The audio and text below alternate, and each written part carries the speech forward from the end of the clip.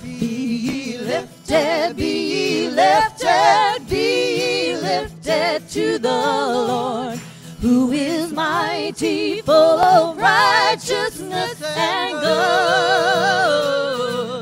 When my heart just cannot bear all the sorrow carried there, may my heart be lifted. The gospel for today is from the book of Mark, chapter 5, beginning with verse 34. The Gospel of Mark. Jesus crossed the lake again, and on the other side, a large crowd gathered around him on the shore. Jairus, one of the synagogue leaders, came forward. When he saw Jesus, he fell at his feet and pleaded with him, "My daughter is about to die. Please come and place your hands on her so that she may be healed and live." So Jesus went with him. A swarm of people were following Jesus, crowding in on him. A woman was there who had been bleeding for 12 years. She had suffered a lot under the care of many doctors and had spent everything she had without getting any better. In fact, she had gotten worse. Because she had heard about Jesus, she came up behind him in the crowd and touched his clothes. She was thinking, if I can just touch his clothes, I'll be healed. Her bleeding stopped immediately, and she sensed in her body that her illness had been healed. At that very moment, Jesus recognized the power had gone out from him. He turned around in the crowd and said, "Who touched my clothes?" His disciples said to him, "Don't you see the crowd pressing against you? Yet you ask, 'Who touched me?'" But Jesus looked around carefully to see who had done it. The woman, now full of fear and trembling, came forward. Knowing what had happened to her, she fell down in front of Jesus and told him the whole truth. He responded, "Daughter, your faith has healed you. Go in peace, healed from your disease." While Jesus was still speaking with her, messengers came from the synagogue leader's house, saying to Jairus, "Your daughter has died.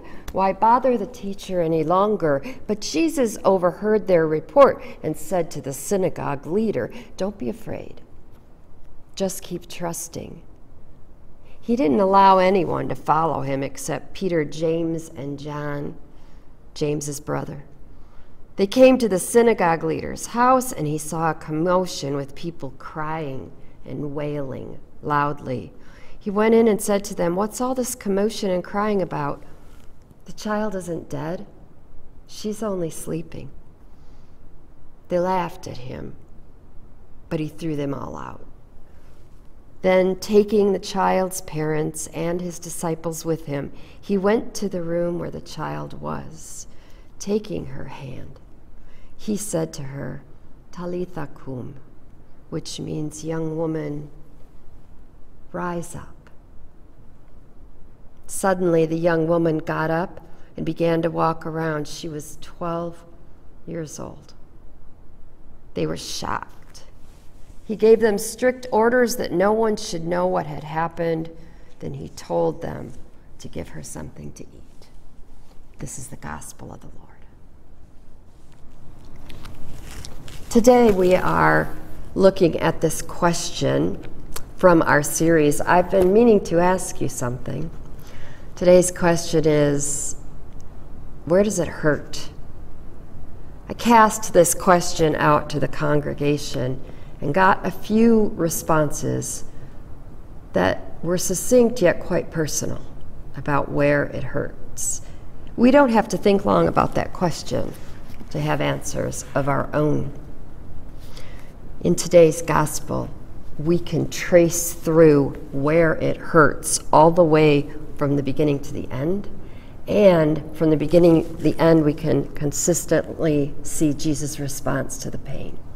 Listen.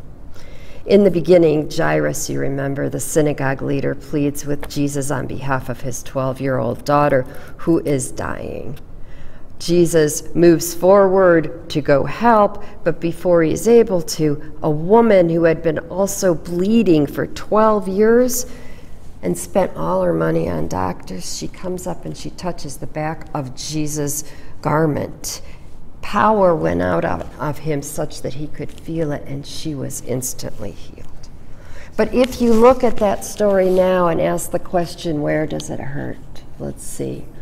You know it hurt Jairus when he realized he needed to run and risk asking this prophet, this healer he had heard about, or maybe even he had followed, because his daughter was going to die. That would hurt. His daughter suffering, hoping the adults in the room will take the pain away. That had to hurt. The adults who stay there, do the night watch with her, watch her writhe in pain. Yeah, that had to hurt. The woman coming through the crushing crowd, still bleeding as she has for 12 years, crawling on her hands and knees, maybe because she lost so much blood. I don't know. But the sense is that she's weak from the disease, but strong in her faith. And that strength enables her to grab onto the back of the hem of Jesus' garment.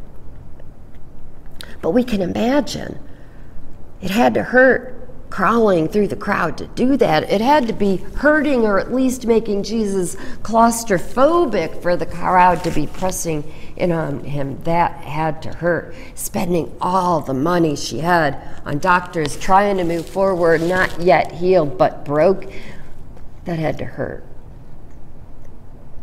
And then if we keep reading, there is more. When he gets to Jairus' house later, everyone is crying and mourning for Jairus' daughter, who they believe is dead. They laugh at him when he says she's not dead, which makes me think of pain that people carry, all of us it seems at some time or another, of people laughing at you or mocking you or not acting like they care about your welfare, your story, your life. And it hurts here and it hurts now. All of these examples, they hurt there, they hurt now.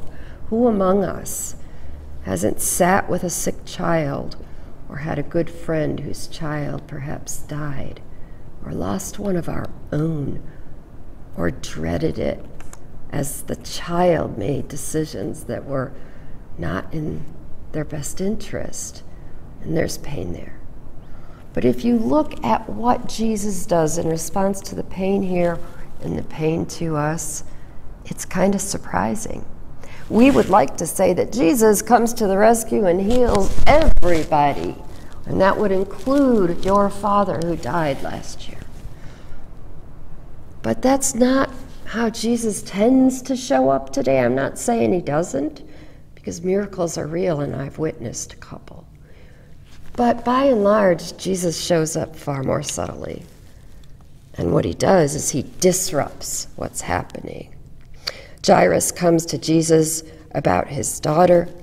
Jesus moves to go to Jairus' house, thus breaking up the story Jairus is telling. The crowds move in. The woman touches the back of him. Jesus disrupts what just happened with the healing by looking around and asking who had touched him, that the power went out of him. And he and the woman have a conversation that gives her dignity on top of healing. Later on, when the woman does confess to Jesus that she's the one that touched him, she does it with trepidation in front of everyone. It's like a confession when she tells him. He disrupts the confession to say, your faith has healed you. Go in peace. Then they come and tell Jairus his daughter is dead.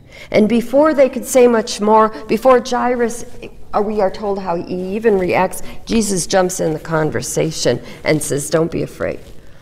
Just keep trusting and she will be healed. And they go to Jairus' house. And when they get there, the pain is evident in the crying and the mourning for the little girl. And Jesus disrupts that by saying, don't cry. She isn't dead, she's only sleeping. Jesus goes into the little girl, who we are led to believe is dead, takes her hand, says, Talitha cum. He disrupts death for life, for this child, and for this community who loved her so. And that's what Jesus does today. And sometimes it's little things, like a conversation is going one way and then it suddenly gets diverted. Maybe it was going the wrong way. And what catches the attention of those having the conversation? Something really simple, like an animal or a child walking by. A car with students yelling, excited to be back on this beautiful fall day. It could be something small, but sometimes it's something every bit as big as these healings. You know, it's so easy right now for us to name all the things that hurt because there are so many. And it's what God would tell us to do.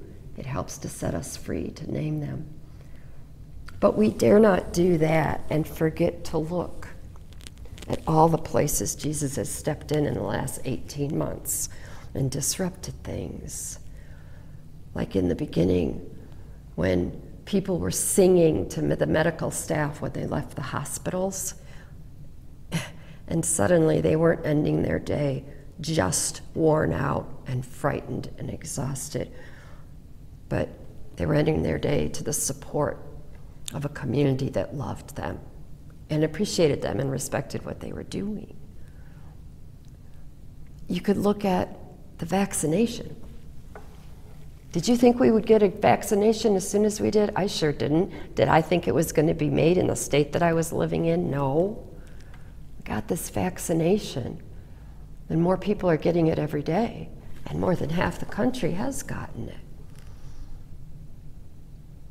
That sounds like a disruption when you think it wasn't that long ago that we didn't know when we'd have a vaccine, right? And so one of the things I think it's important for us to do is not just count the pain, though that is helpful. It's part of the plan of self-care to keep going right now. But to look for all the ways, little and big, that Jesus continues to disrupt us today, that we might keep our eyes on what is good, what is love, what is of God. Amen.